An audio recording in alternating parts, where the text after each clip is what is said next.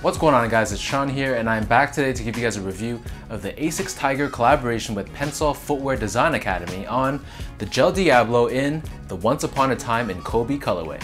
Sponsored by Foot Locker, Pensole Academy hosts a footwear design competition where the students in the school group up designing an Asics sneaker, and then the winning shoe is actually sold in select Foot Locker stores around the world. So the latest contest that was held resulted in these Gel-Diablos as the winning entry. So before we go on, I just want to give a quick thank you to Foot Locker Canada for sending me over this pair. These officially drop worldwide on September 1st for $120 US or $160 here in Canada.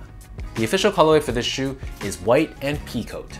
So the winning team, consisting of Razma Hassani, Matt Franklin, and Blake Scordino, nicknamed this shoe Once Upon a Time in Kobe because it's inspired by Japanese heritage. As we take a closer look at the shoe, you'll see that first off, this toe box is constructed using nylon in this navy blue color.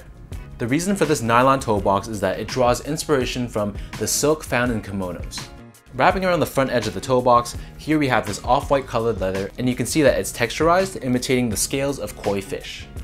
As we move towards the midfoot of the shoe, so here we have this overlay of this very soft, very premium powder blue leather.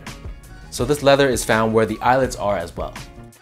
Next to this, here we have, of course, the iconic Asics stripes. This is constructed out of navy blue colored suede. And then underneath this, once again, we have more of that navy blue colored nylon. Found near the ankle collar area and where the top eyelet is, here we have this beige colored suede, and then underneath this, we have a hit of this very soft white colored leather. As we move towards the back end of the shoe, so once again, we have more of that koi fish inspired synthetic leather. Above this, we have smooth white leather with the Asics branding debossed into it in this powder blue color. As for the tongue on these shoes, so this tongue is constructed out of a very soft white leather. Found in the middle of the tongue, we have this hit of suede with the letter P, which stands for Pensole Academy. At the very top, we have another hit of navy blue suede, this time featuring Asics Gel-Diablo branding. Overlaid on top of the tongue, here we have this powder blue colored flat lace.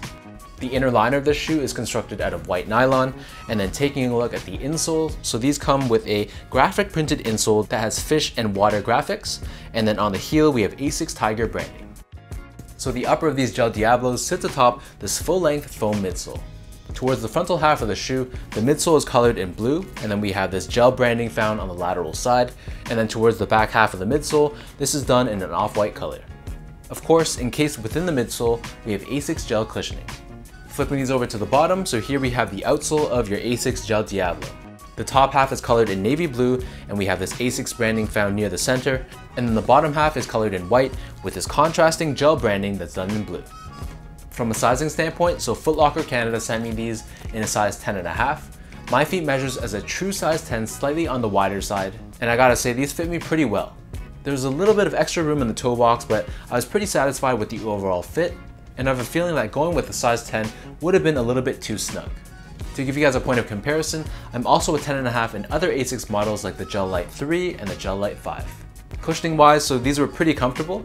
I was pretty decently satisfied with how these felt on foot, but it wasn't anything groundbreaking or anything amazing. With that said though, if you guys are familiar with retro Asics sneakers and the use of gel cushioning within the midsole, then this is probably going to feel just in line with those expectations.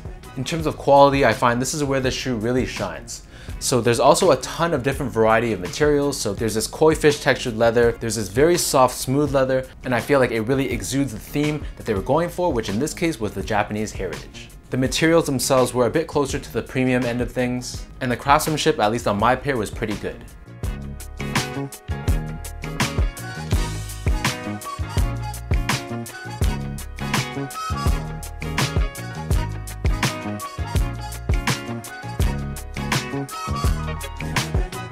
So with all that being said, now let me lace these up and I'll show you guys how these look on feet.